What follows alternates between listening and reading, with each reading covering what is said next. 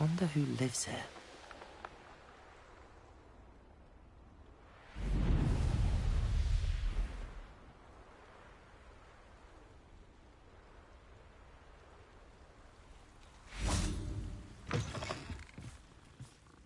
Revelio.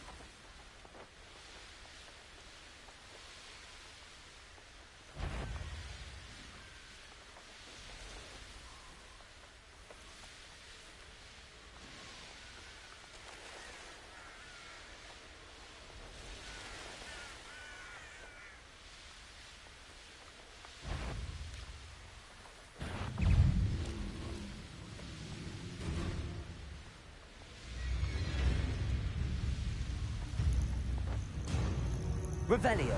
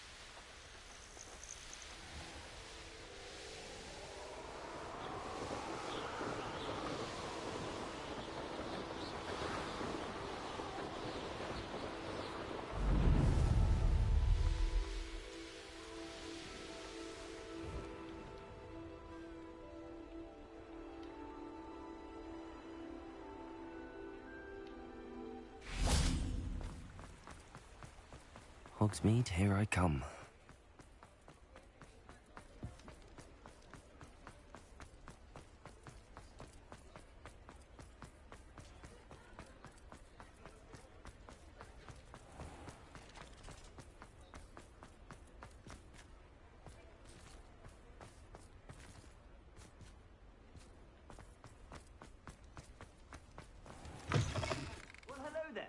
Come in, look around, and if you've been eating chocolate frogs, please refrain from touching.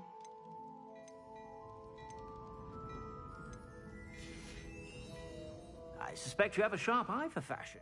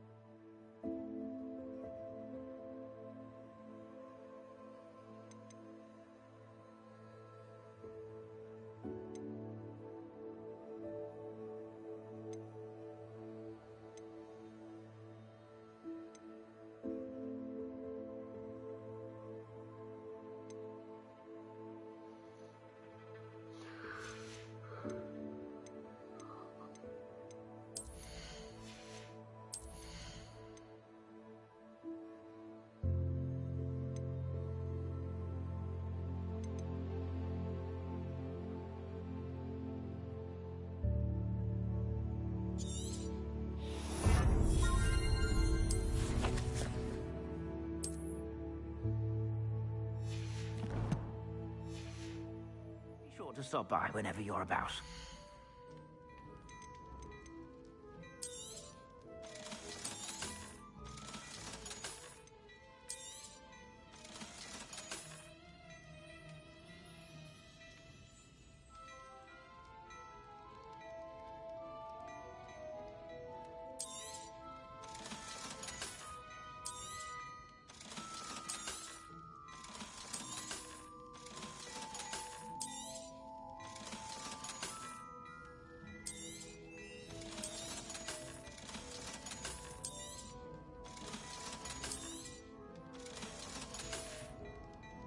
I suspect you have a sharp eye for fashion. Be sure to stop by whenever you're about.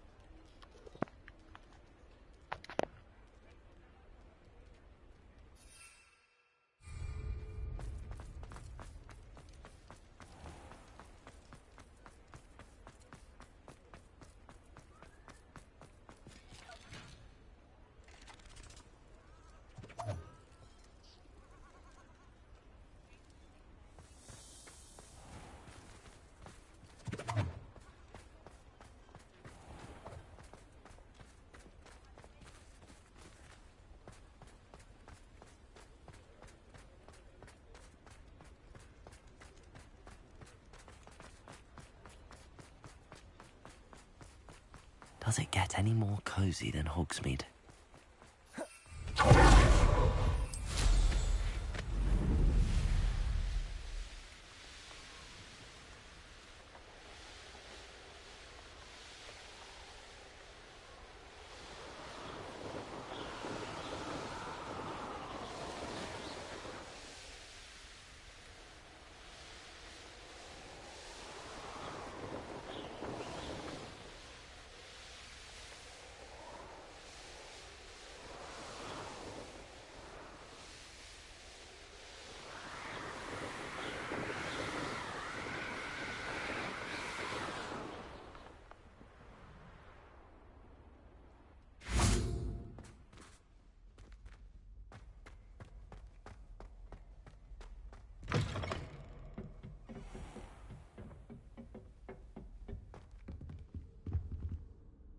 Revelio.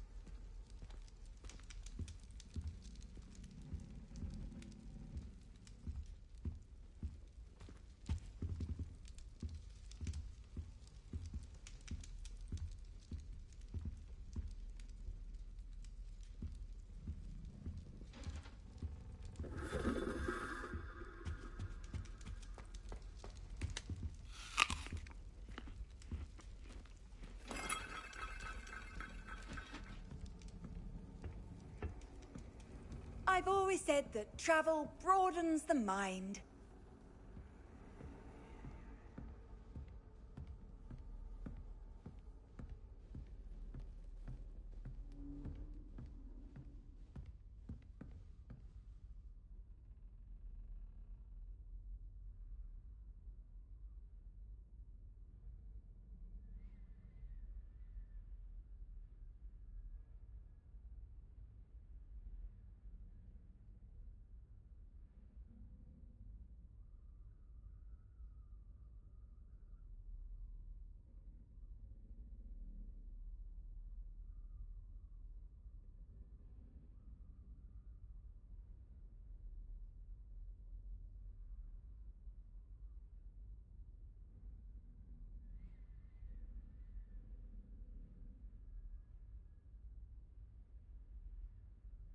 makes no sense to me why first years don't study Abyssinian shrivel figs.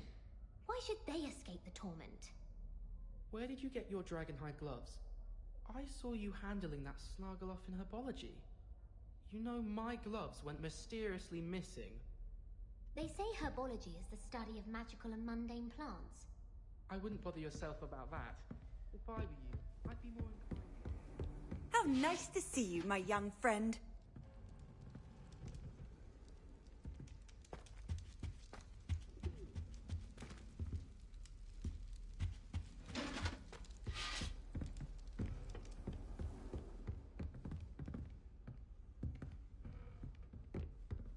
Don't you find...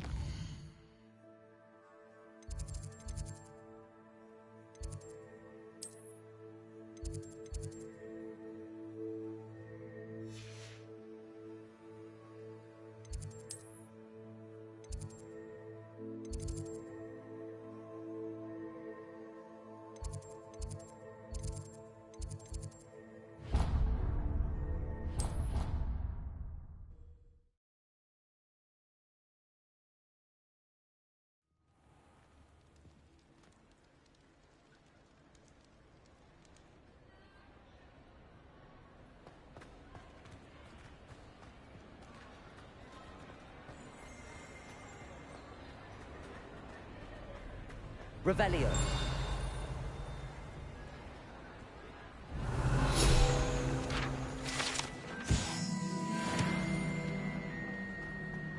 What are you up to now?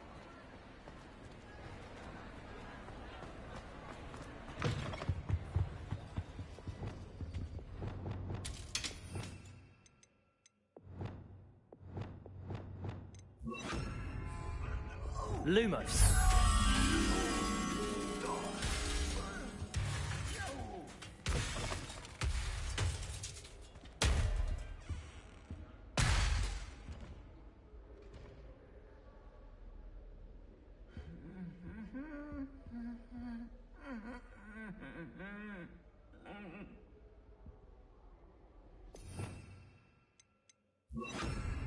Reparo.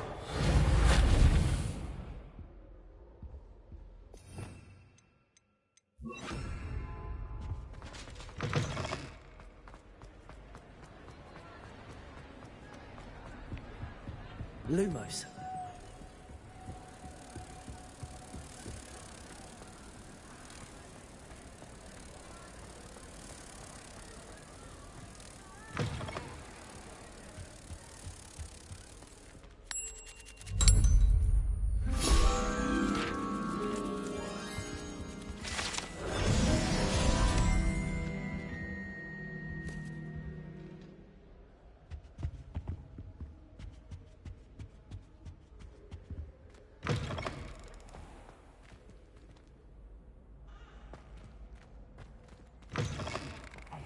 It's me, Gareth. Do you have a moment?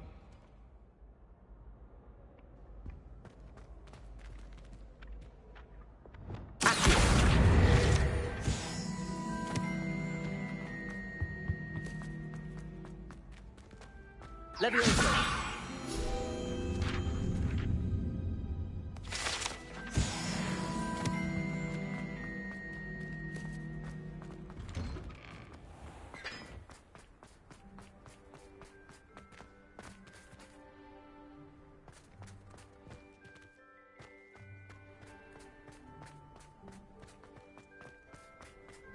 We're quite fortunate the school's so close.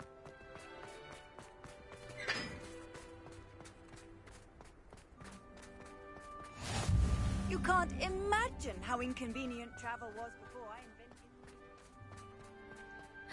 It's you! Thank you again for finding the gobstones.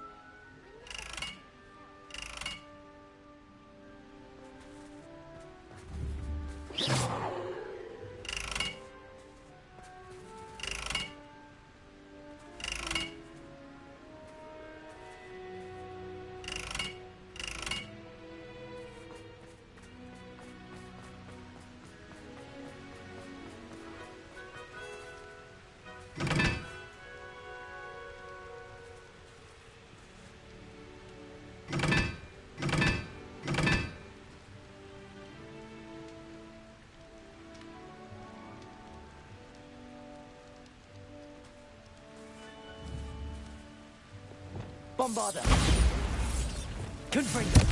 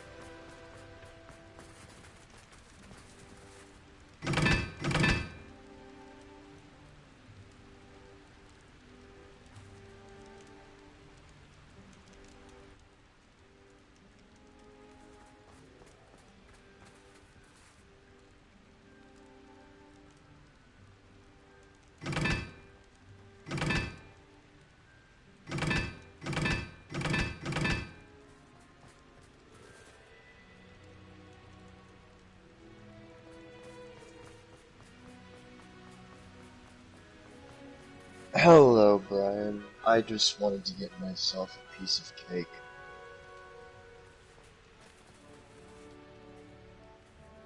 Are you there?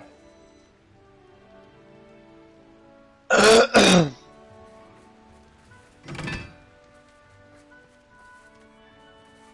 afraid you're muted if you... I was muted, I apologize. Okay. I said it's all good. Okay. Playing Hogwarts Legacy. Okay. I think I might get myself an interactive one this time around. I think that's all they sell, though. Yeah. I hate the way they look, though.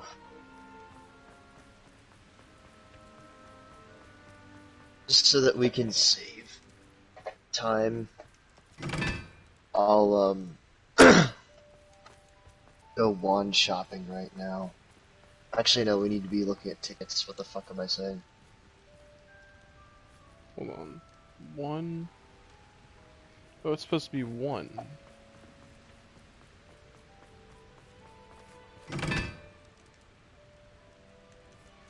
One. 3.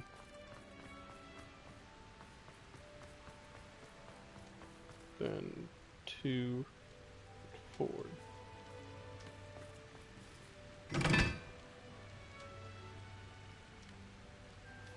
What?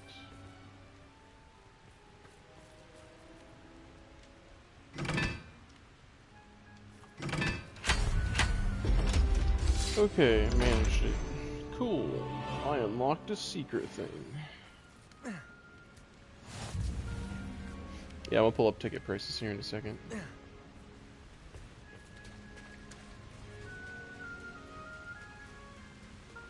Yeah, my mom got me a $200 gift card for Universal for my birthday present, and she gave it to me now, so I'd be able to plan ahead. $200, like a gift card for Universal. Oh. And that can pay for a ticket. You're gonna use part of that for I'm gonna be using my own money as well. Okay. This is just to help with it. Okay. Okay, let me take a look at... Give me 1 second. Universal.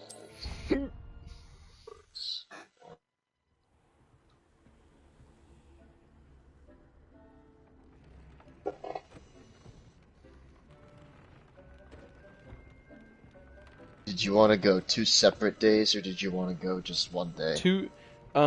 My preference is 2-day, 2-park, so we can go to 1 park each day.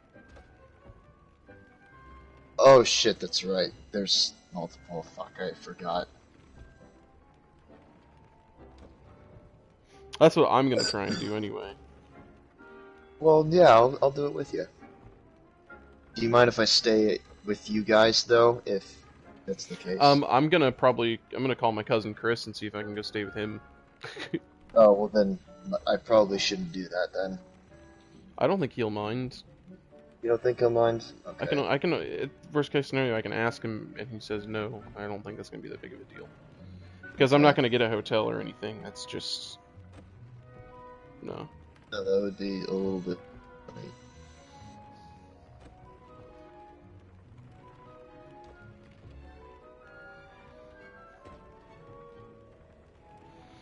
Okay, let me take a look at tickets. tickets.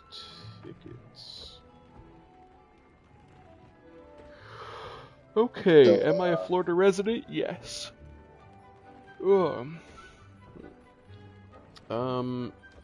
Theme park hours and dates, blah, blah. How many days am I visiting? 2?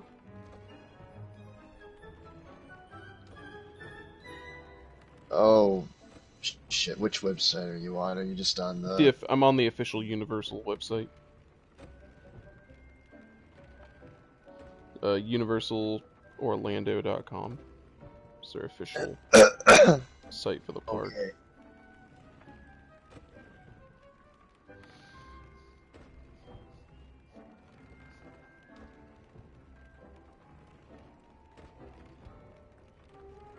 So, I assume we'd be going to Islands of Adventure. Islands of Adventure and Universal Studios, yeah. Okay. So, for a standard park-to-park, 2-park, 2-day ticket for a Florida resident is $109.50 per day. So, it's like $200 just for the ticket. So I may end up using the gift card to get the ticket and then using my own money for spending while I'm there. Fuck. Now, that's for a park-to-park ticket. That's if we want to be able to take, that's if we want to go to multiple parks in a single day. So, if we wanted to take the Hogwarts Express ride between the 2 parks, we'd have to have a park-to-park ticket. Or we can lower the price by doing 1 park per day. But we wouldn't be able to go between parks whenever we wanted. We would have to go to 1 park each day. Because that drops the price from, $125 per ticket to $85 per ticket. Per day. $85 per day per ticket. So we get a resident. Resident discount. I don't know. I assume a driver's license? Probably. But yeah, 2-park, 2-day ticket. Do you want to do park to park, or do you want to do 1 park per day? Can you afford park to park? Yes, I can. Question is, I'm probably just gonna use my gift card to pay for the ticket, and then just use my own money for personal spending there. I didn't realize living in Florida actually let you save that much money. Yes, it does. Okay, so we're looking at park to park, and I'm gonna ask some other people as well if they want to go, but I don't know who else would want to go. Or rather, I should say, be able to go, because I'm probably gonna ask, see if Samson and Jordan want to go. But the thing is that Samson, well, for starters, they have their child. They'd have to think about where Luna's gonna stay for a couple of days. Plus, Jordan can't ride anything because she's still pregnant.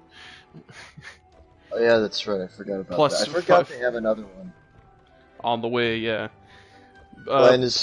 I don't know about financially if they'd want to spend the money to go to Universal with us. I don't think that they...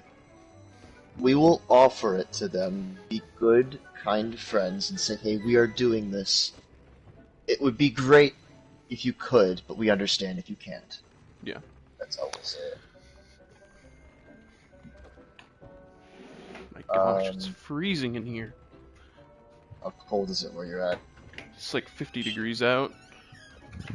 Oh, it's 43 degrees outside. I didn't know it's probably cooler than that. It's just, for some reason, air conditioning. Turn the heat on. Jeez. Oof. So my room is it's like a paradox. It's a terrible word for it, but it's what I'm gonna use. It's what I picked, so I'm gonna stick with. When it is cold outside, it's freezing in my room. When it's hot outside, it's really hot in my room, because my room is the furthest from the AC unit, so it gets the least amount of circulation from the AC or the heater. So my room is just an enclosed environment, but basically the same temperature as it is outside. Yes, okay. Florida resident. Okay. 2-park, 2-day ticket, Florida resident discount, $218.99 per ticket. 4 adult tickets, of course. And then 1 park per day drops it down to $170 from, like, whatever it was, $218.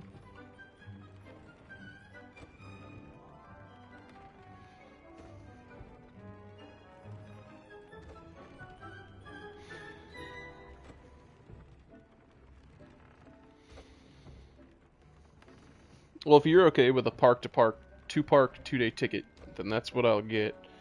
What's the price difference again? Let me look. The damage. Okay, so park-to-park is $218 per ticket for 2 days.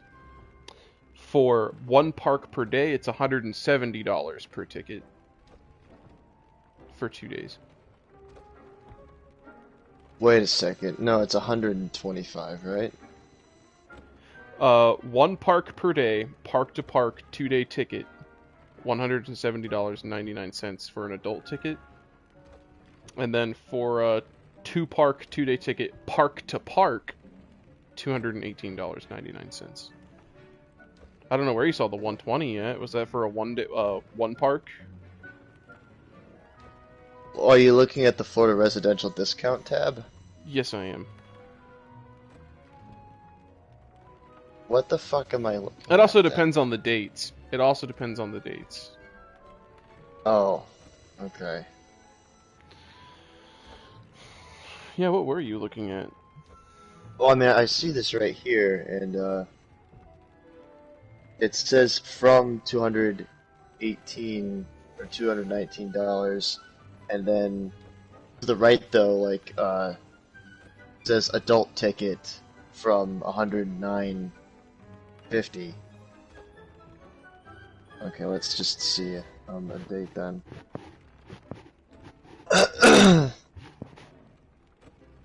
What day would you want to go on? I wonder if I could I don't know. Let me check. Let me check my actual school calendar. I'm pretty sure my spring break lines up with your spring break, but I want to double check. I need to get in touch with my sister. She might be able to hook me up with a deal because she has connections in Universal Studios. Let me take a look.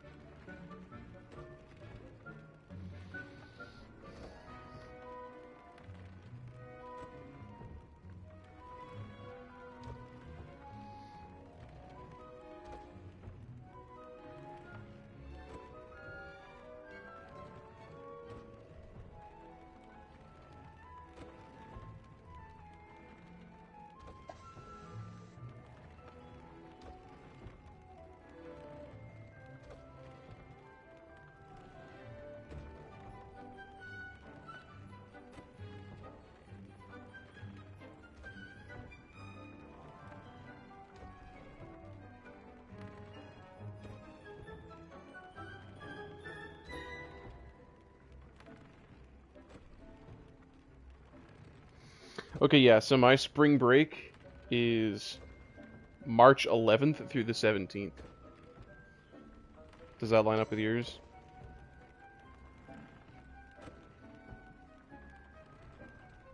I'm pulling up the calendar.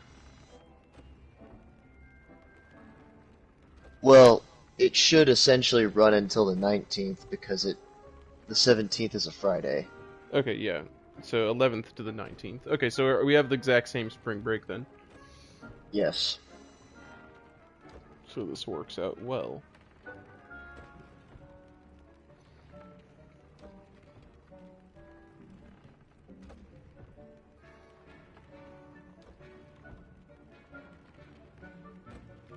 We go to the park. How would you feel about maybe going the 12th and the 13th? Let me go back to looking at the... I'm going to request multiple days off through my spring break, so I'm cool with any date. But let me go ahead and take a look back at the ticket shit and see what's going on with that.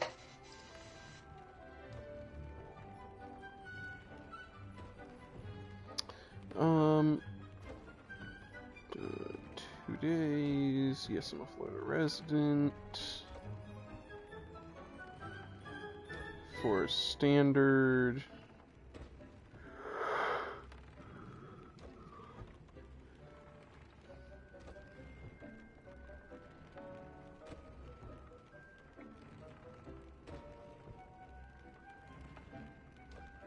Okay. For a Florida resident discount, park to park, 2 park, 2-day ticket. Add 1, select a date just to see what's available.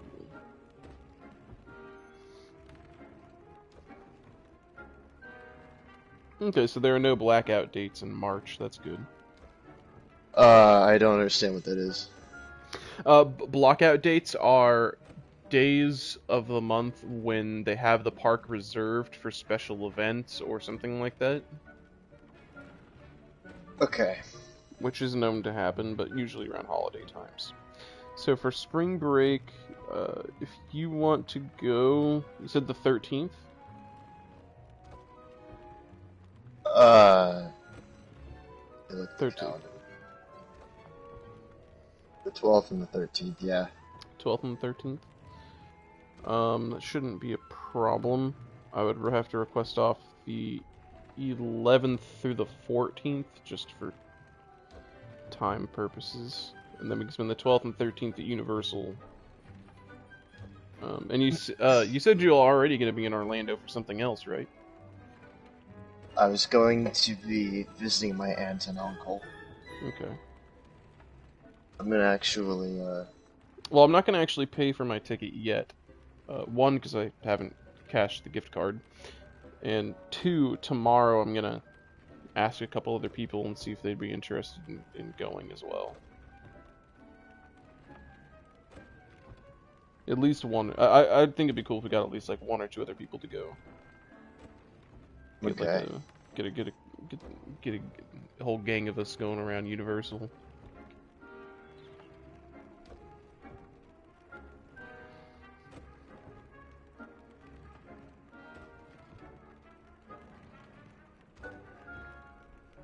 So I'm probably gonna wait till tomorrow before I actually get a ticket, or possibly even later than that. But Okay. I'll let you know as soon as I decide on all that. And plus, I'm gonna need to talk to my cousin about staying at his house during the time that we'd be going. And the possibility of me, too. Yeah.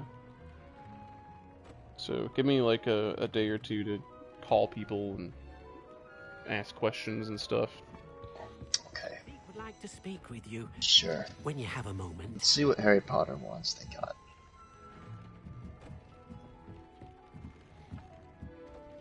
I'm not gonna book a ticket just yet either. Hello, Deke. You wanted to talk to me? Indeed. I'll book it when you Deke book thought it. you might want Do to you have a learn plan? how to build a breeding pen so that you can breed beasts.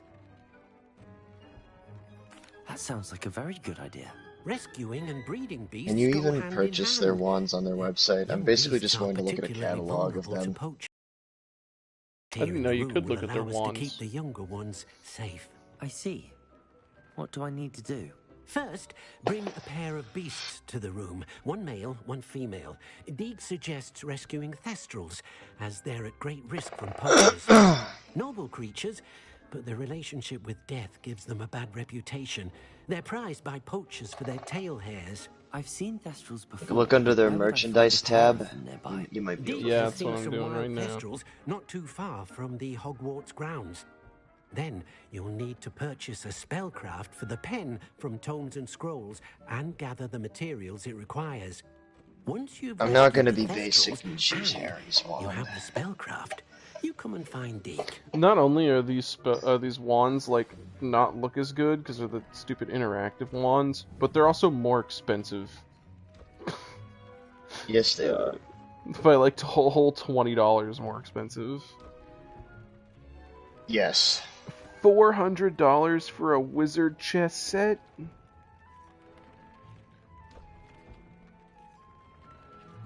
You know, you gotta wonder, like, how do they actually make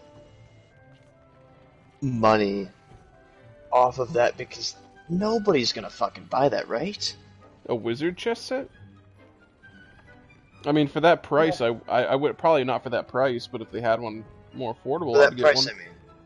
Yeah, for that price, I mean. Because, like, what the fuck?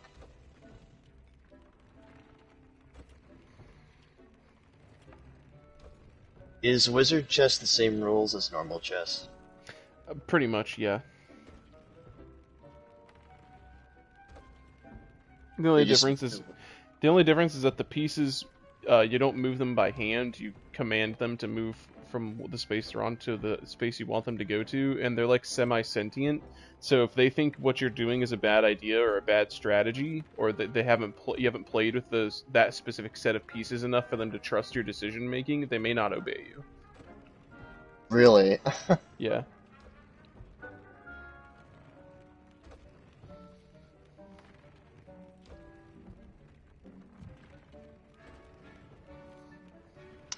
What does yours look like, Tonks?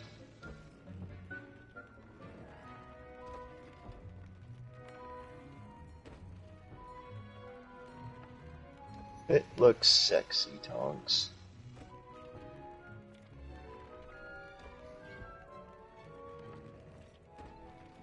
Who is Fleur Delacour? She's definitely more prominent in the books, but she was one of the Tri-Wizard champions in the 4th movie.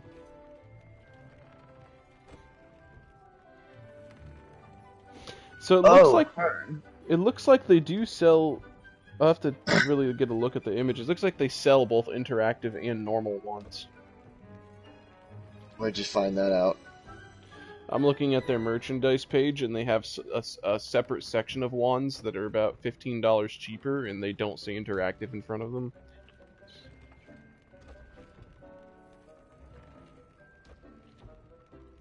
I'm trying to look where that is. If you're in the Universal site and you're looking through the merchandise, if you go to the search bar, just type in wands. Oh.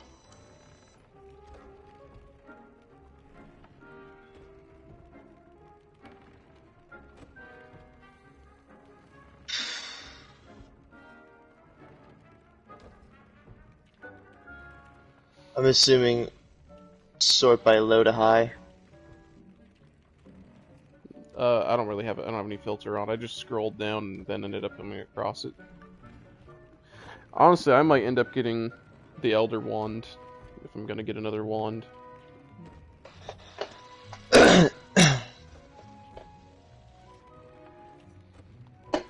I'll wait and make a decision in the moment when we're in the store. Oh gosh, I'm gonna need to be saving up money for when we go.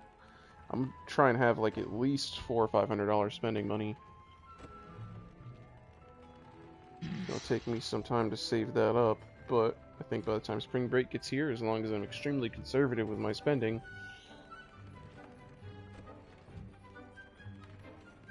should be perfectly doable.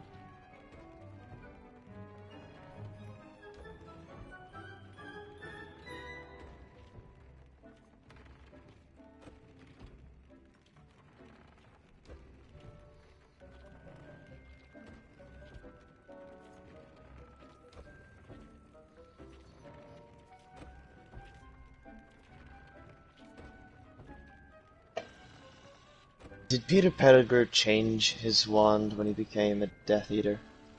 You know, that's really unclear. A lot of people have questioned that because why on earth his wand looks like a snake has always been questioned, given that he was in Gryffindor.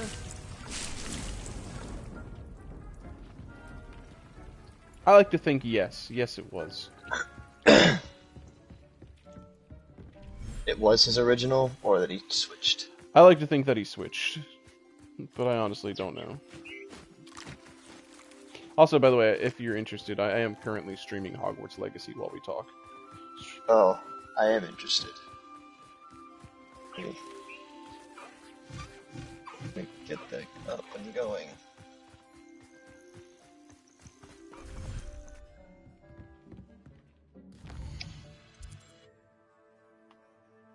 Tried to pick some good music that I could think of off of the cuff for our D&D game. No, it was good. Sometimes it seems I all liked it. roads lead to Hogsmeade. Okay.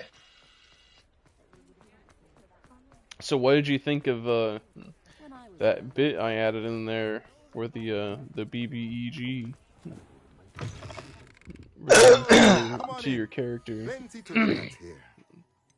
I thought it was pretty good, especially considering it was supposed to be a self-contained short little Let's get back to jaunt Deke with the Thestrals. that was open-ended and could be continued or stopped just at whatever we wanted.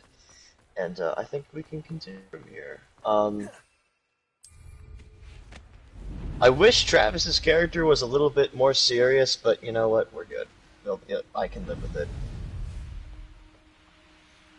I still am a little bit unsure how I'm playing Edwin. I kind of need a bit more time to get comfortable into the character, I think, before I really know what the fuck I'm doing. So I kind of mostly was just silent. So I don't know if you were bummed out by my lack of engagement. It's fine. I'm always second guessing myself, especially with the way I DM. I'm not very role playing I don't really do good with role playing when I'm DMing, because I have to try and role play so many different characters and situations off the cuff. Yeah. Whereas as a player, you have your character and your character and how they would respond to things. Yes. But I was talking with Travis for a minute after you got off Discord, and I think I know how I'm gonna, in future sessions, how I'm gonna add some of his character's background to the story as well, in a separate way. Okay. Just so I don't want it to be exclusively revolved around you. It seems kind of unfair to anyone else playing. Yeah, because I did notice the hard lean into. So the reason why I did that, in case you couldn't, you were unsure about it, was that because all the doors and locks and stuff were oriented around undead, needing to be undead to unlock the doors and stuff. The reason why his skeletons wouldn't work is because he made his skeletons, but the vampire that turned your character into a vampire, it was only the fact that his blood worked, and the only reason your power, you could open the doors and stuff, is because he turned you. Right. Yes. And that's why only his undead servants could open the doors as well.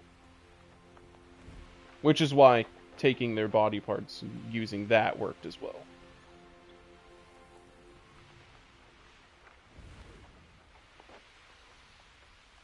I told Chandler that we are already doing Brian's campaign, and the invitation is still open to you. Keep in mind that it is shaping up to be a lawful, neutral, lawful, evil campaign.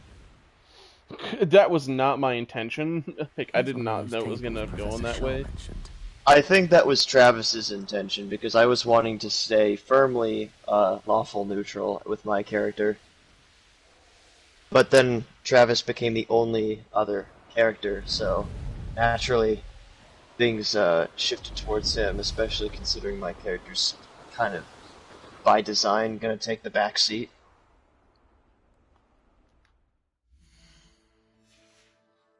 Simply because he can't really be a face during the day. He was kind of, he really was supposed to just sort of be a supporting character, and sure, tie into the story, but that was supposed to be sort of like a long game kind of thing. But then, you know, we ended up losing all the players.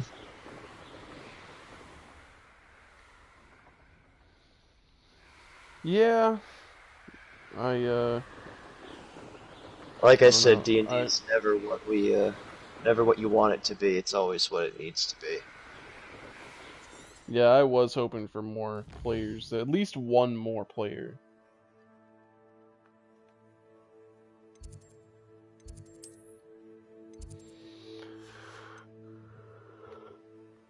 I guess I'm a fucking idiot because I really don't know where the hell you're looking on the website to get like, are they to get these like normal ones? I don't know. I only saw a couple of them, and only like one or two of them were actually in stock online. Oh, And that was like Hermione's, and someone else's. I don't even remember.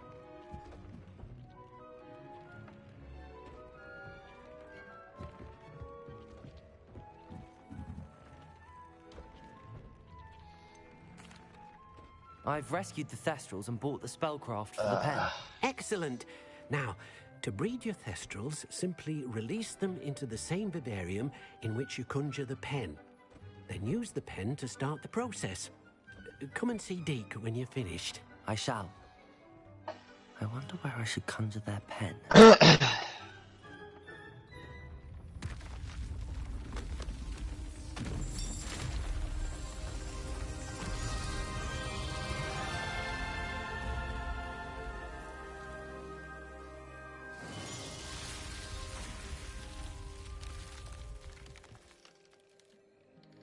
let's see. Deke never grows tired of the room's surprises. We now have the perfect place for those Thestrals. Please let Deke know once you've bred them. I took a shitty fucking house test because obviously this game is very popular now, and everyone was doing it for fun at the physics lounge. And now everyone is convinced that I'm a Gryffindor when no, the fuck I'm not. What do you consider yourself, Red? I consider myself. This doesn't count because I have to choose. But I'm somewhere in between Ravenclaw and Slytherin. If you asked me 5 years ago, I'd probably say Ravenclaw, but now I'm starting to feel a lot more Slytherin days. I've in every test I've ever taken, I always get Ravenclaw. I've never gotten anything else. So it's what I stick with. Okay.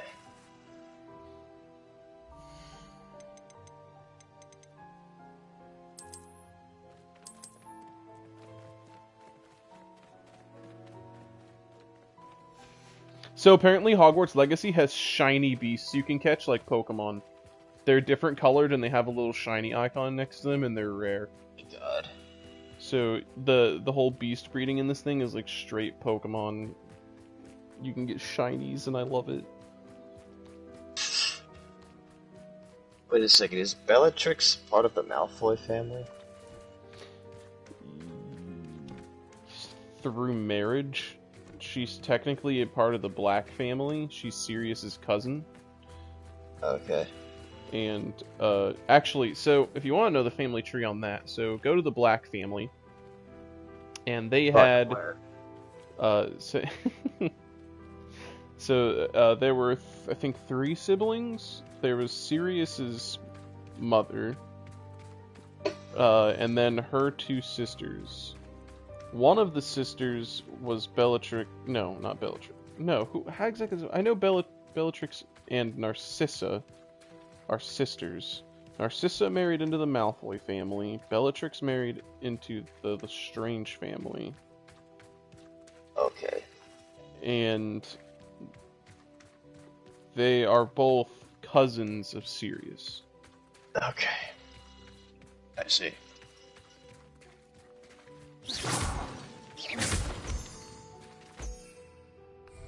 Do I have to fucking log in to wizardingworld.com to fucking take a test? It's actually the Harry Potter fan club thing. I don't know, maybe it might be wizardingworld.com. I know you have to have an account, yes. Oh, fucking hell. I mean, it's free, and if you ever play Hogwarts Legacy, you can link that account to Hogwarts Legacy. Actually, I got some cool new cosmetic stuff because I watched a Twitch live stream, and every 30 minutes they did free drops. And because I linked my Twitch account to my Warner Brothers account, I was able to get like a bunch of free stuff for the game. So I got Merlin's cloak. I think it looks pretty swaggy.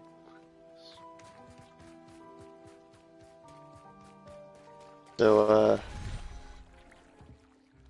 I need to actually get a Pottermore account and link it to the game. Yeah, it's not called Pottermore anymore. They changed the name to Harry Potter Fan Club. Hold up. Oh.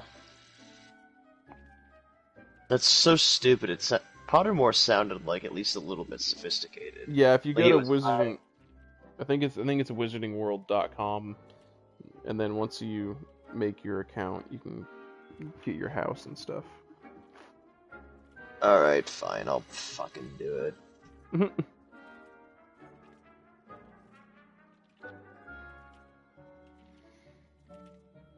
I literally have all the fucking physical books, just because my mom was gonna throw them away. So they're mine now. Kinda blows Hold me the up. fuck. Specifically, it's wizardingworld.com/... Hold on, let me... /profile, I guess. If you look up Harry Potter Fan Club, you'll take you to the right place. Okay. So, this is the account I have linked. So, I'm in Ravenclaw, of course. My wand is poplar wood with a phoenix feather core, 13 inches, rigid. And my Patronus is a gray squirrel. Damn. You got a problem with my Patronus, bro? No, I didn't fucking expect it. Didn't Should be a expect it horse. to be squirrel. Needs to be a horse. I don't know if horse is an option. It Oh. might be. It might be. I don't know. I've never gotten it, but that doesn't mean it's not there. Actually, I'd be kind of surprised if it wasn't.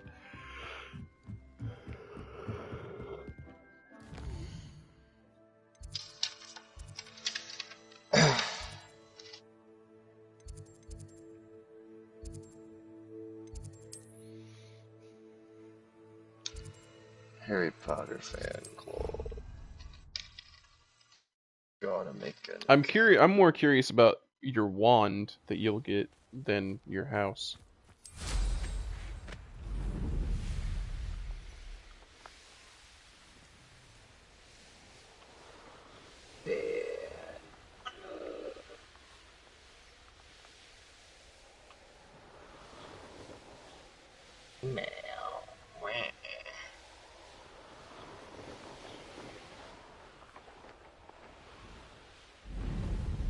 I'm writing it down in my notes.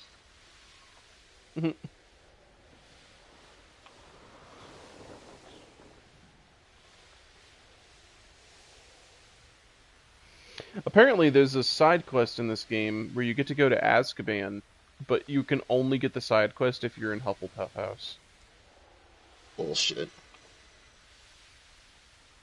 I know each house has quests you can only get in those houses, actually.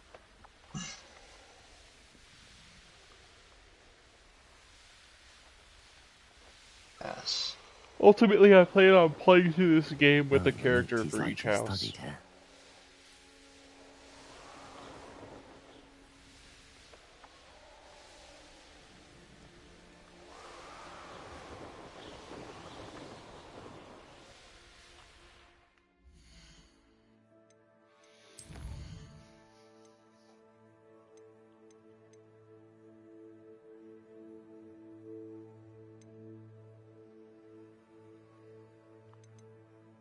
Alright.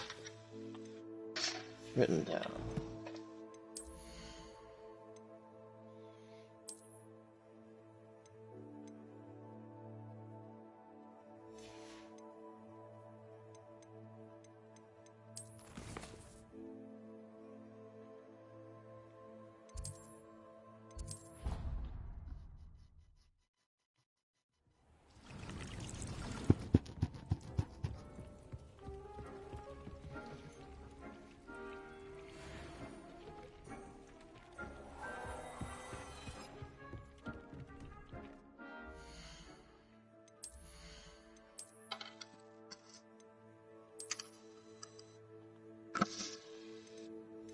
Wait a second, if I link this account to my fucking Hogwarts Legacy thing, does my name become my character's name? No. Good. No, character name is completely customizable. No, it's not going to force you to use your name. It just all it does is it starts you off with the same house and wand. And even then, it doesn't force you to use them, it just puts them as your default, and then you can choose to change them if you even wanted to. It just puts your default as whatever you got on your account. Okay.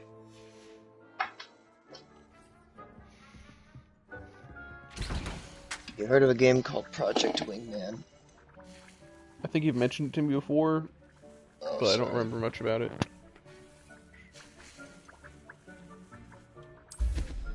It's, as the name suggests, a flight sim. Travis enjoys it. He got me into it. Justin's played it and likes it. We don't care about Justin's opinion.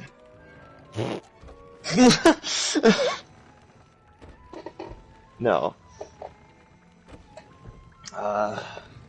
We'll start caring about his opinion when he starts riding roller coasters. Okay. I'm just being a fucking shit, but he enjoyed it. I liked it too. I don't know if it'd be up your alley if you've ever played a flight sim game before.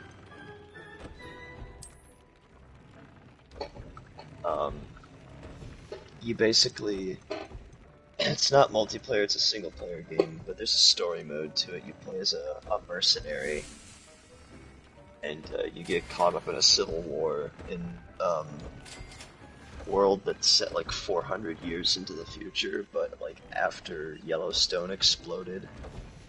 So like civilization had to like reform itself, so like California isn't attached to North America anymore because it like Yellowstone happened and civilization had to like restart. But it pulled itself back pretty fast, and advanced nations are fighting each other with fighter jets and having a war. It's like, if you've ever seen like the tech level that Metal Gear has, it's basically that. It's modern day tech, but slightly more advanced with like sci-fi stuff. Nothing like some good sci-fi stuff. Nothing like it, man. Better days. House unknown. Wait a second, I gotta choose a portrait. It's optional. You can skip choosing a portrait if you want. I don't have one. I don't want one right now.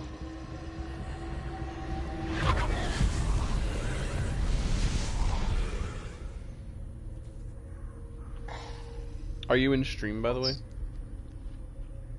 Yes. Yes, I am. Are you? It didn't say I have any viewers. Oh, no, it does. Okay. I swear that wasn't me just clicking on it just to, like, not lie. No. I've been here. I believe you. Then what have I been doing for the past 10 minutes? Okay, I was in the stream, but I wasn't watching. I haven't been doing much, bro. I've literally just, like, was flying around aimlessly, and then I went to the, room of requirement to upgrade my gear. Honestly, I could have left it vague and been like, that's a good fucking question, Brian. Because you probably would have bought it and been like, yeah, I don't know what the fuck I'm doing either. Incendiary. Never my house. No, it's Big Badger, Raven, and Lion. Wingardium Leviosa.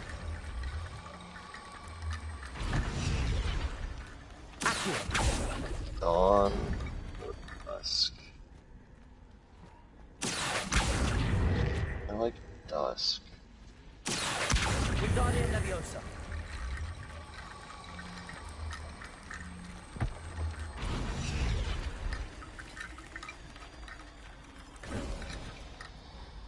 Bone stairs.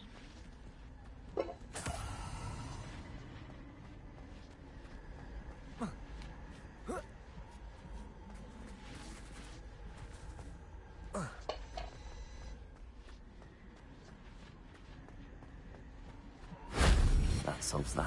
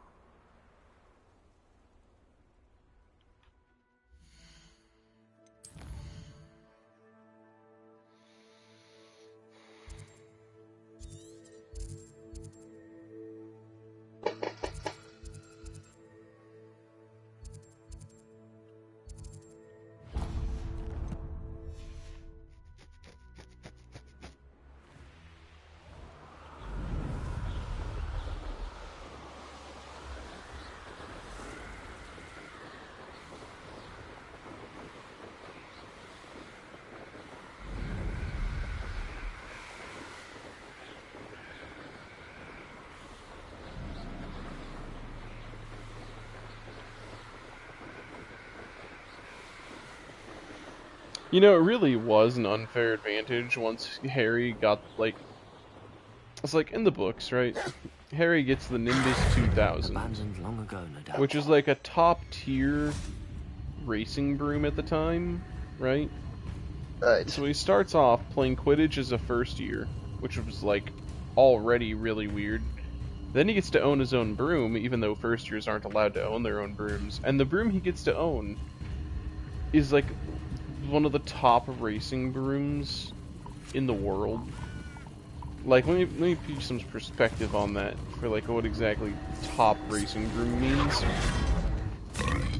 The Nimbus 2000 topped out at about 100 miles an hour top speed.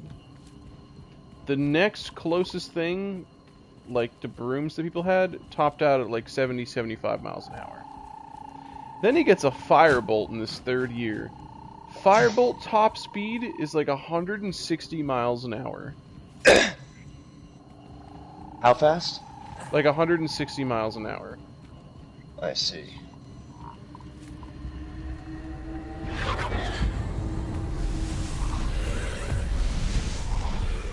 The Nimbus 2001, how fast could that go? It was slightly faster than the Nimbus 2000. Negligible? Negligible.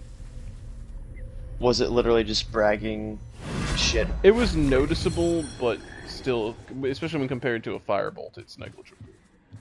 I suppose between two Nimbuses, it's not as negligible, but... Was the Firebolt better than the two Nimbuses? The Firebolt way outstripped the Nimbuses. Firebolt put the Nimbus series to shame.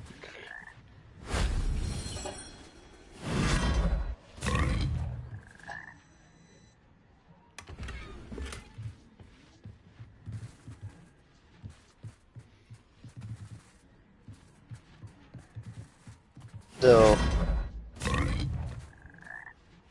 what I gotta know is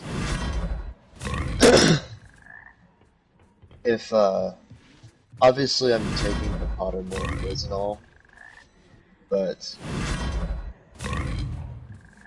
they, one of the questions is a Muggle confronts me and says that they are sure that I'm a witch or a wizard. What do I do? And one of them is agree and ask whether they'd like a free sample of a jinx. Obviously that's like a mild threat, but if I were to do that, like, I'd be prosecuted by the Ministry of Magic, wouldn't I? You'd be prosecuted by the Ministry of Magic if you were caught. Well, I'd be caught if I was a kid, right? Yeah, if you were under 17, you'd be caught, like, immediately. But...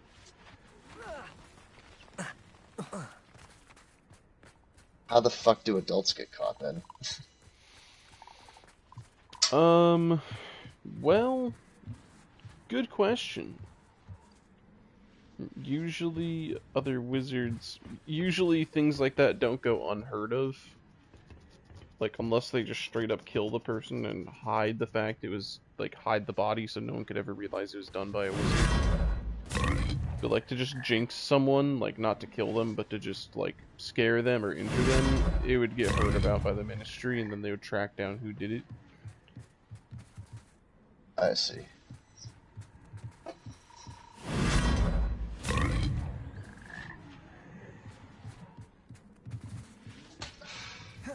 Is Azkaban the only prison, or is that just like the big prison that nobody gets out of? Azkaban is one of the biggest prisons, but it's not the only prison. There's Nurmengard prison, which was actually built by Grindelwald.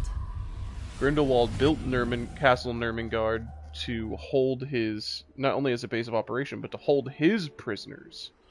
But when Dumbledore defeated Grindelwald, Grindelwald got locked up in his own prison for the rest of his life. I see. When did he die? He died when Voldemort killed him. Okay.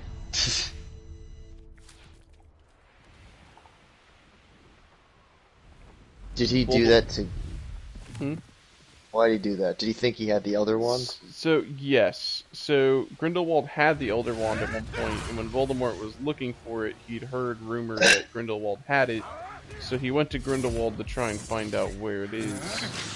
And, Grindelwald wouldn't tell him, even though Grindelwald knew where it was, but Grindelwald wouldn't tell him. Why and did he Voldemort killed him?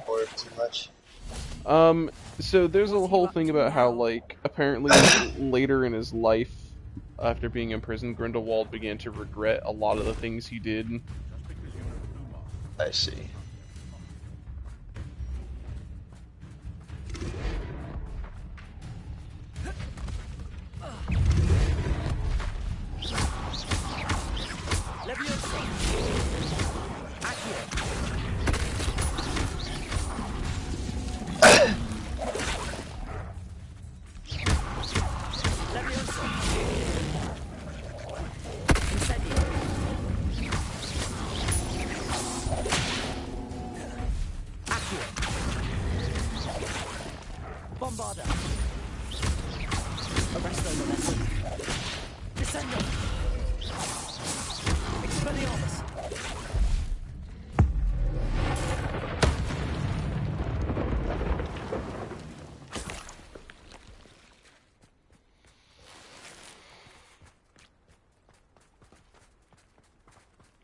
I can't choose between White Cat or Siamese Cat, because my cat is technically a Flame Point Siamese, but she's so very white. Revelio.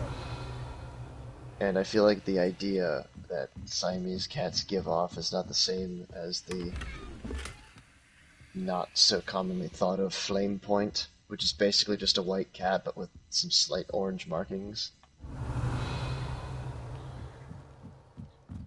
Silk falls under Siamese cat, so I'll have to choose. I chose owl, but I think I went with a screech owl. Aloha Mora.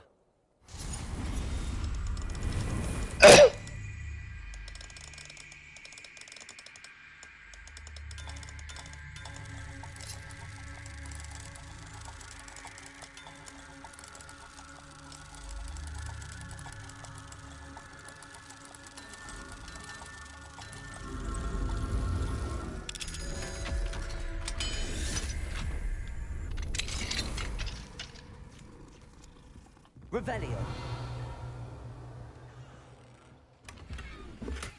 Do vampires exist in Harry Potter? Yes, they do. Are they ever fucking brought up? Yes, they are in the books. Are they ever encountered?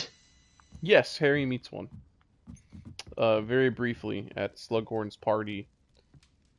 Slughorn's Christmas party in the book. Oh. We don't know much about vampires in Harry Potter, honestly. Like, especially not compared to like the werewolf stuff because of Lupin. Actually, originally, before the character of Lupin was written, Rowling was actually going to make the teacher a vampire instead of a werewolf. Did the Twilight books come out and then they were just like, ah, fuck that, never mind? No, I think she had like a change of Lumos. heart on it and then just decided to go with werewolf instead because vampires are like overdone. Like there aren't enough Oh, werewolf okay. characters. So she was like, I'm just gonna make a werewolf. And we got Lupin out of it.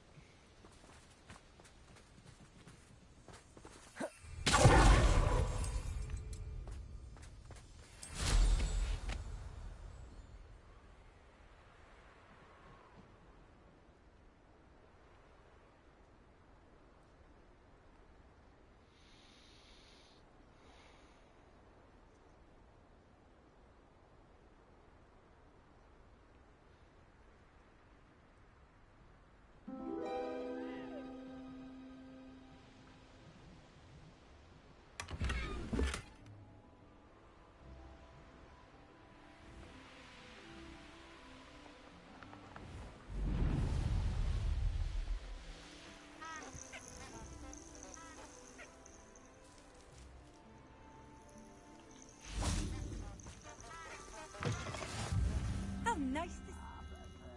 Revelio. Alright, Sorting Hat, what the fuck are you gonna do now?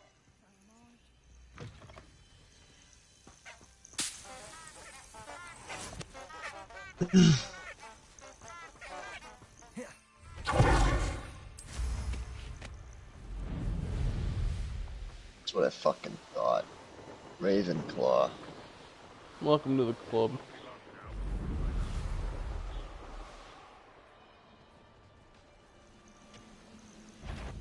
Easily diverted. You think this is funny?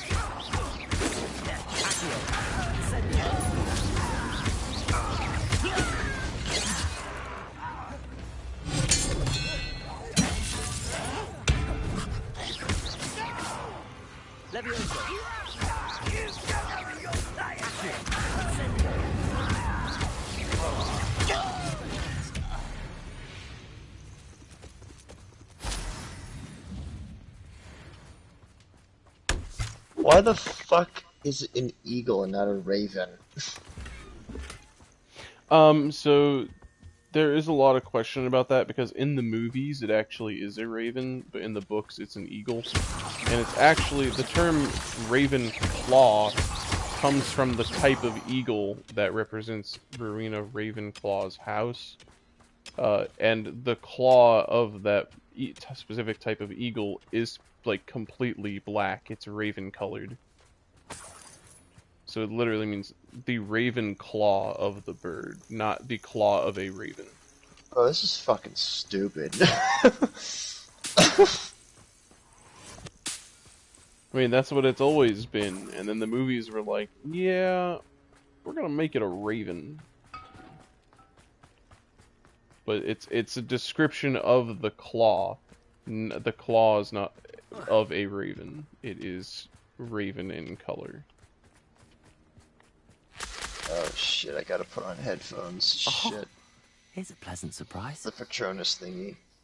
Or if you get a phoenix, I'm jelly. Getting a phoenix for your Patronus on there is like the rarest thing you can get. Bombarda.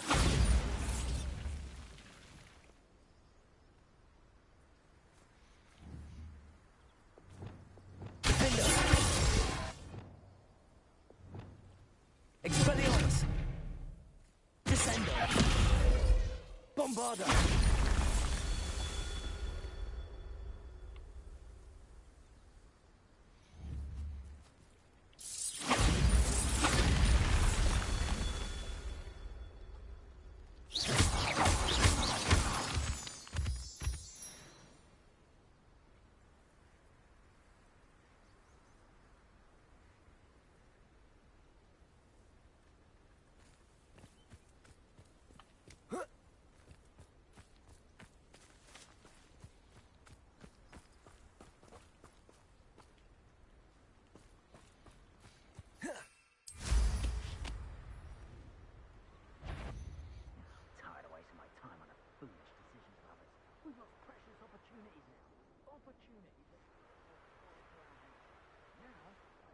to the wayside on account of feeble thinking.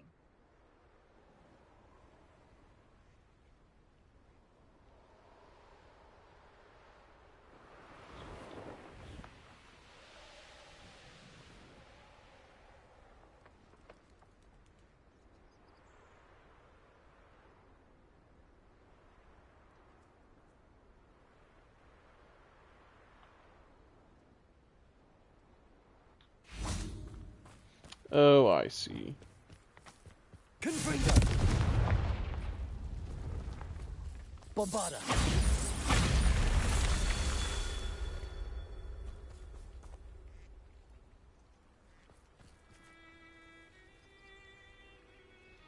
Oh, there's a fourth one somewhere. Oh, right there. Confringo! Bombarda!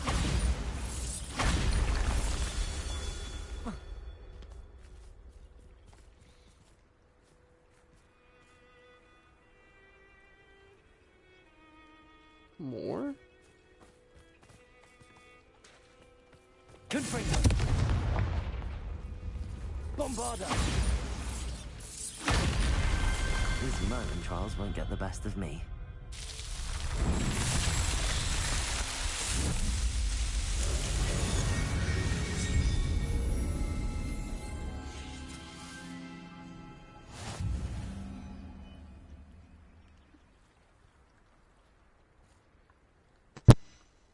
I'm a Siberian cat.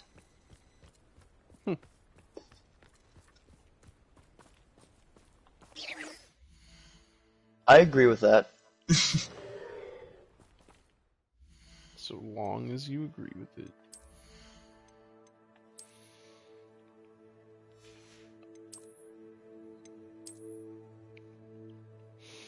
I haven't decided if I should go swagging around in Merlin's robes yet. They look pretty cool. Let me check them out. Star effect to them. Let me fucking see. Bro, you fucking look like Dumbledore in that shit. Yeah, this is Merlin's robes. Merlin's cloak.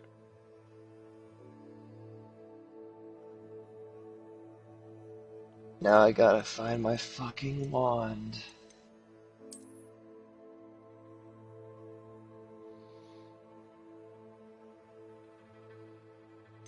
By the way,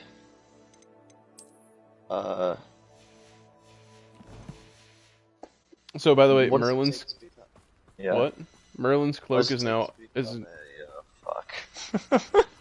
You What go does it first. fix- What does it take to become an animagus? A lot. So first, you have to take the leaf of a mandrake and hold it in your mouth for 1 month. You can't spit Holy it out, shit. can't swallow it, or you have to restart the process. And now, every day while you have it in your mouth, when you wake up in the morning, I think it's either when you wake up in the morning or right before you go to bed, you have to say an incantation 3 times while waving your wand in a specific pattern. And then once that month is over, you have to collect morning dew that has been neither touched by the foot of man or any beast. Like, basically you have to find dew on grass that's been untouched. I think it's by people, animal. It has to be untrodden on, and it can't have come into contact with sunlight, I think. Yeah, untouched by sun or people or animals of any kind. Collect the dew carefully, and then store it in a dark room where it won't get messed with until you need it. Then you have to combine the dew with like some other ingredients to make this thing you have to use, and then it's like a multiple months long process. And if you mess up at any stage, you risk turning yourself into an animal permanently. Alright. McGonagall and Sirius are fucking metal, then. Sirius, Harry's dad, James, and, well, Peter Pettigrew, all three of them turned into animagi together when they were in school, before they were even fully qualified, and with no instruction from anybody other than textbooks. And they managed to keep it hidden from everyone. Fuck.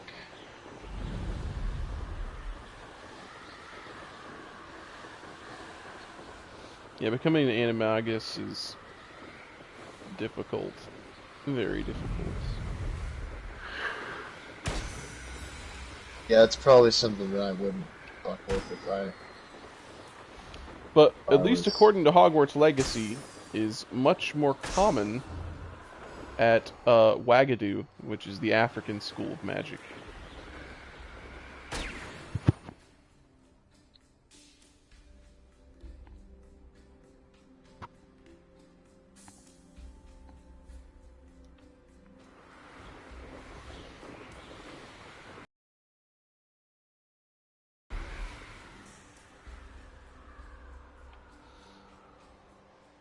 It's like a place right out of a storybook. Revelio.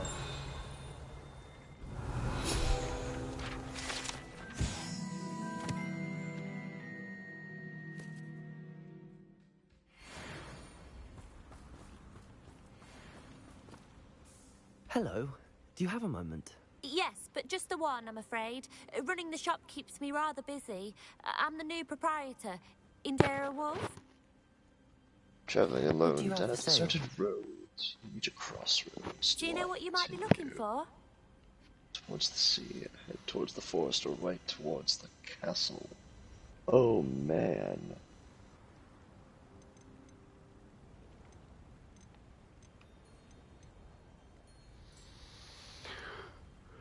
Thank you for your business. Hope you'll come and see me again.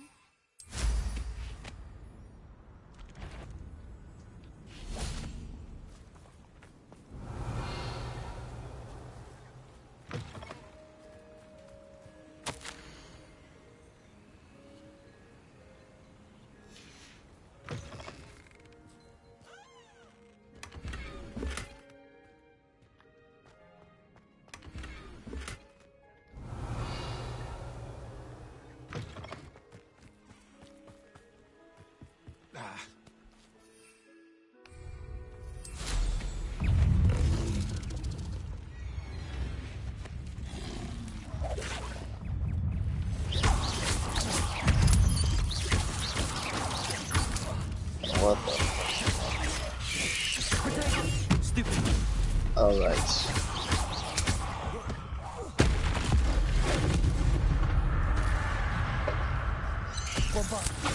What does hard flexibility mean? Does it mean it's gonna break if it comes into like a lot of stress?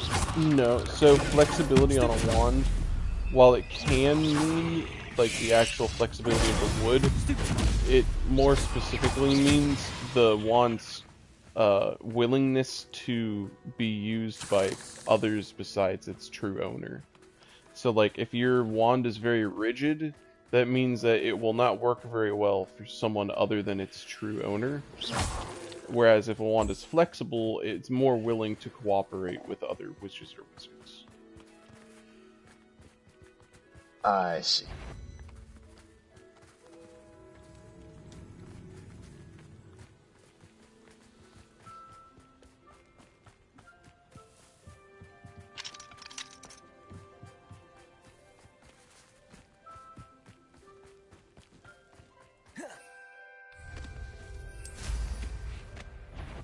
Not sure how I'd fare in a little place like this.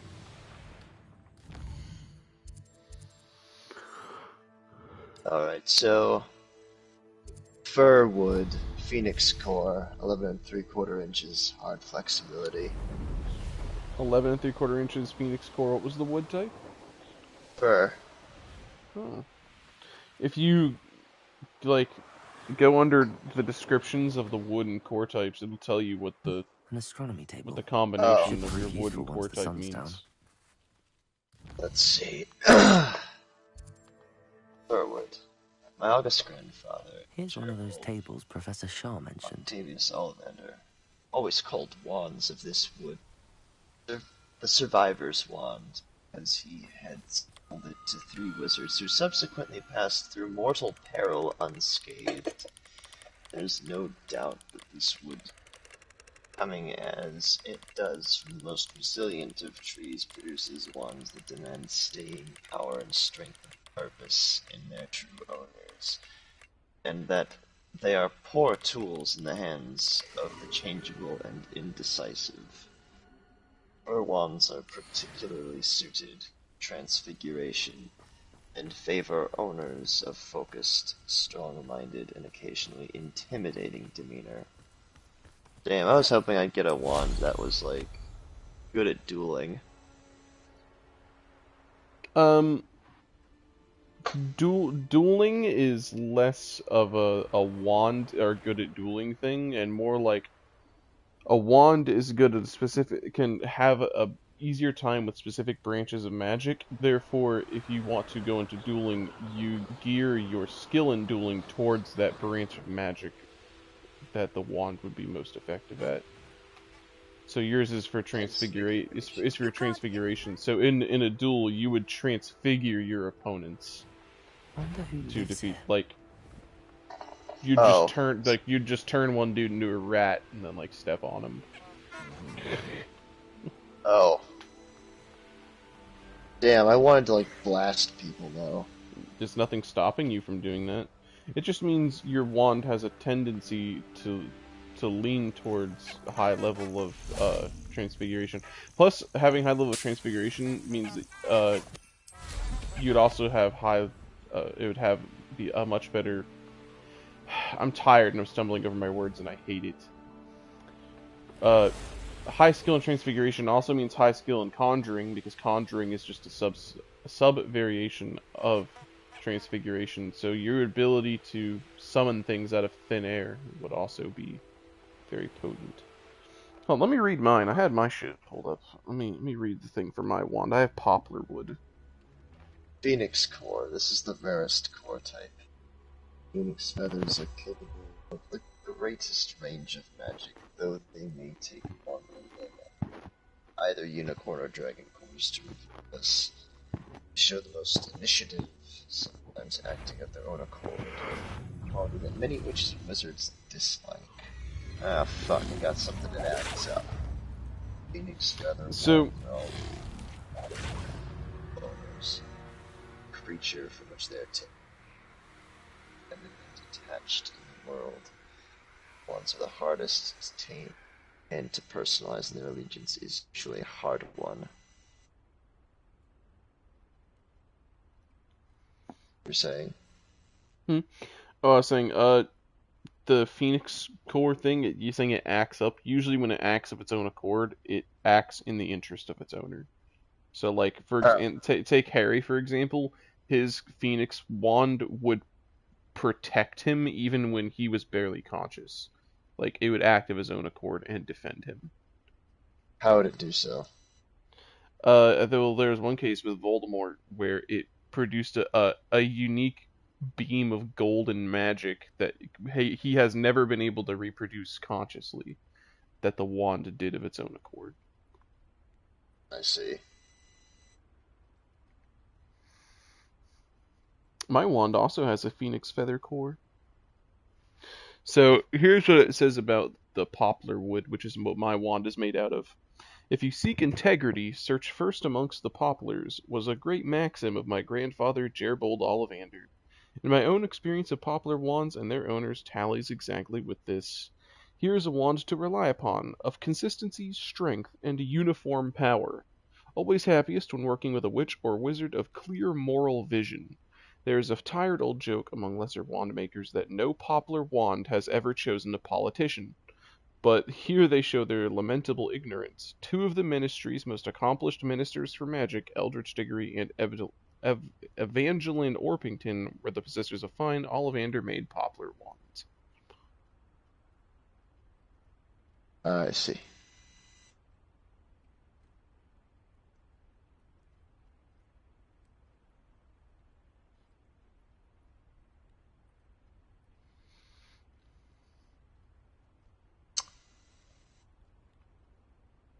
Wish Then my there's... wand was Wish your wand was what?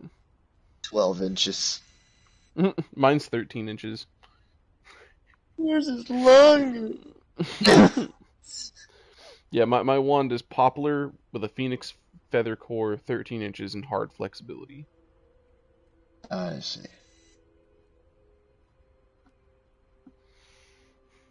And that's just what the typical thing of the wood and core are separately, but it's the combination of the wood and core type that makes up the unique personality of each wand.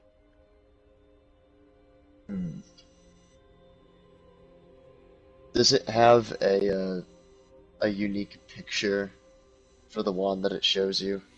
I don't know. Does it kind of look like there's like a bulb right at the highest part of the handle of yours? Yeah. Oh, then it's just a generic fucking thing. And it's also got like rimmed handle, and it's a little bit curved. Mine's not a little bit curved.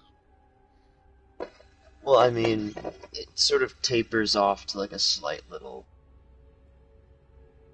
curve. I'll just take a screenshot. Yeah, I'll take a screenshot of mine.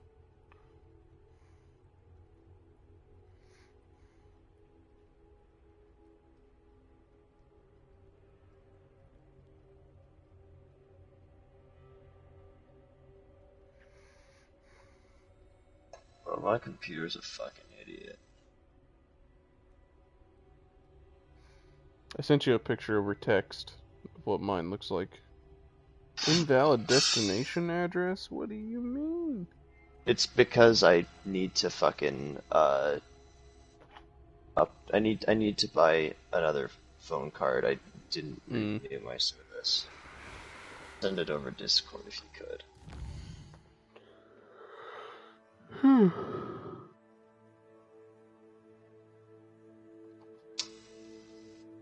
Oh my gosh.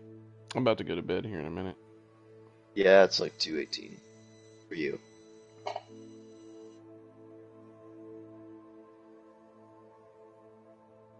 Yeah, they look the same. Oh, damn. Oh well.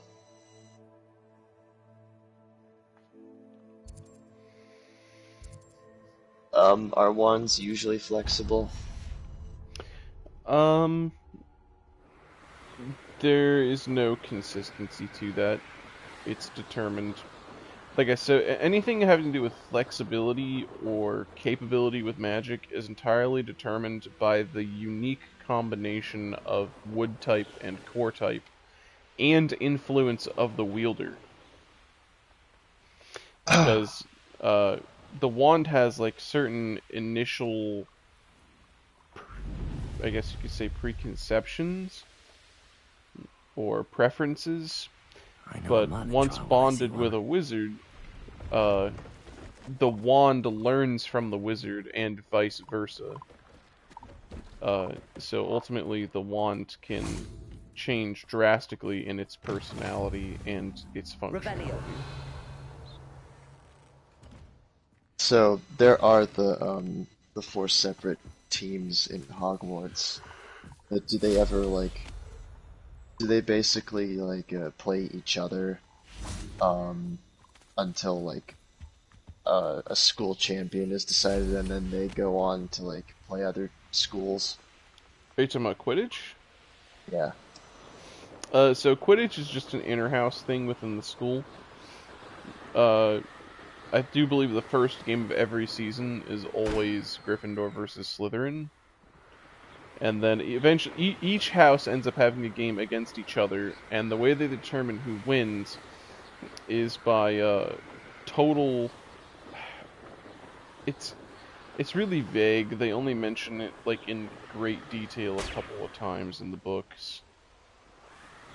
So from what I understand, the total number of points you score like collectively between all the games played is what determines who actually wins the Quidditch Cup for the school. So like even if you let's just go with, say, Ravenclaw. So you're in Ravenclaw house and you're on the Quidditch team, and your team beat Hufflepuff and Gryffindor, right? Yeah. But Slytherin also beat Hufflepuff and Gryffindor, but by a higher margin of points than you did. Then they would technically be in the lead.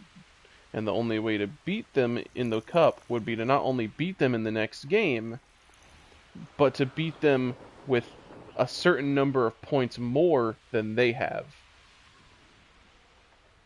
I see. Because even if you might win that game, you wouldn't win the cup, because your total score throughout the season would be less than their total score. So pretty much, the Seekers would be trying to, like...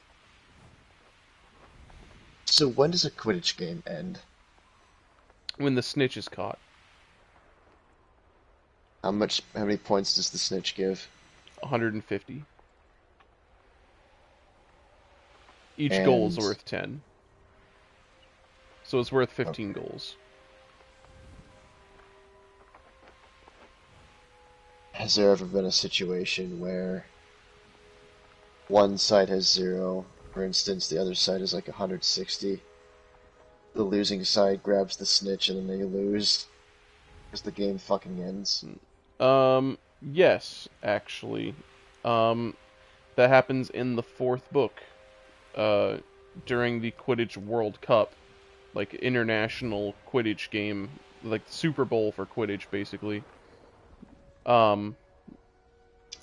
It was Ireland versus Bulgaria, and Ireland had the better chasers, like the normal goal scorers of their team, but Bulgaria had Victor Krum, who was like the greatest seeker in the world at the time. And so Victor Krum, as the seeker, knew that Ireland was so far ahead of them that they stood no chance of actually winning, and rather than prolonging the game and losing even further than they already were, he decided to catch the snitch to end the game early, even though catching the snitch wouldn't get them enough points to actually win the game. Because it would have prevented them from taking an even bigger loss than they already were taking. Okay, so that was the strategic decision, or just like saving face? Yeah, that was his strategic decision. Plus, probably both, honestly. Because did they lose the championship, or...? They did. They lost the World Cup, like, completely. Is that the fucking Quidditch game that I see at the beginning of the 4th movie, where... Yeah, and you don't actually get to see any of the Quidditch game. They're just like, here are the players, and then they skip straight to afterwards. Yes. In the book, you actually get to sit through the entire Quidditch game. Oh, wow. Yeah. Yeah, the book has you go through the entire actual Quidditch match. I've been trying to think of my own wizard sport. That's like... Because... Bro, if I were a wizard in Harry Potter, I'd probably just go into, like... professional dueling. Professional dueling. That's a sport, for sure. I'd be frustrated with my wand, because I'd just be like, bro, I don't want a fucking tournament of chicken. I don't want... You don't have to. You don't have to. So, just because your wand leans more towards one thing, your wand learns from you in addition to you learning from your wand. You can still perform any kind of magic at any kind of level. It's just that you will have an easier time with transfiguration, but it's not limiting you to having to use transfiguration by any means. Oh yeah, I'd probably practice dueling. I probably wouldn't like be a professional orer, but I'd at least learn. But it's like well, professional dueling and being an orer are two very different things. So, A professional duelist is someone who does sport dueling. There is like actual sport dueling in Harry Potter as a profession. And there are like, it's like, yes. And there are like 1v1, 2v2 situations with rules and regulations and stuff like that. Whereas an Auror is basically like, they're basically wizard police. Oh. They have to deal with dark wizards and arresting people who break wizarding law. I see. And to become an Auror not only requires, I think like the requirements according to McGonagall are, you have to have Newt level. So there's OWLs, ordinary wizarding level, and then there's Newt level, which is the step above. So basically, for your first 5 years of Hogwarts are basically middle and high school, and then you take your OWLs, and if you pass, you move on to your Newts, and your Newts are like your college level courses that you take for 2 more years. And then after that, you go into whatever field you want to go into, and if there's more lessons, you continue your education while in the profession you're seeking. So to become an Auror, you have to have Newts in potions, defense against the dark arts, transfiguration, like basically all the basic subjects you have to have Newts in. And then on top of that, you have to undergo like an extra 4 years of training and education and study under an experienced Auror as a mentor. So it actually takes like 5 years after you finish Hogwarts to actually become an Auror. I see. Unless you're Harry, then you could just, you know, be like, I beat Voldemort, and then get in because special. That is actually what happened, by the way. Harry becomes an Auror after the Battle of Hogwarts and everything. He never finishes his 7th year of school. He opts out of it because the Ministry offered like this thing for like anyone who participated in the Battle of Hogwarts and survived it was given the opportunity to become an Auror if they so chose to do so. And Harry and Ron both took up that offer and became Aurors. Ron quit being an Auror after a while, but Harry eventually became head of the Auror's office. Hermione was the only one of the trio who opted to go back to Hogwarts to finish her 7th year. And I do believe in Cursed Child, which I don't believe to be canon, and I think it was a horrible book. But in Cursed Child, Hermione is actually Minister of Magic. Really? Okay. I do believe so, yes. What's the whole premise of that? Did Bellatrix said Voldemort fuck, and they like made a kid who's like... Basically, there was like a secret offspring of Voldemort, and she came into the picture and was like, my father or some shit. I don't know. I never finished the book. It was so bad. Actually? Yeah, like, it's actually horrible. Like, it's actually the biggest piece of garbage I've ever read in my life. Apparently time travel and... Time travel is a part of it, and that's not even what made the story bad. Like, they didn't do the time travel very well to begin with. But that's not even what made it bad. It was just horribly written. There's no other way to put it. Everything about it, from the characters to the story, was horribly written. Is the Broadway show based directly off of the... It is a Broadway show. It was written as a... Oh, I thought you... So, the Cursed Child book, it isn't a book. It's a screenplay. The Cursed Child was made as a Broadway show, and then they took the script for the Broadway show and turned it into a book for people to read. Oh, they just sell the script. Okay. It's basically just the script in a semi-novelized fashion, because it even has it separated out between character lines in the book. Oh, actually, no, I think I have... Faces. Yeah, I think I actually have Cursed Child in here. Right here, on a bookshelf. I'm looking at it. can't believe I'm picking up this piece of crap in my hands right now. Yeah, here we go. Harry Potter and the Cursed Child, Parts 1 and 2. Based on an original new story by J.K. Rowling, John Tiffany, and Jack Thorne. A new play by Jack Thorne.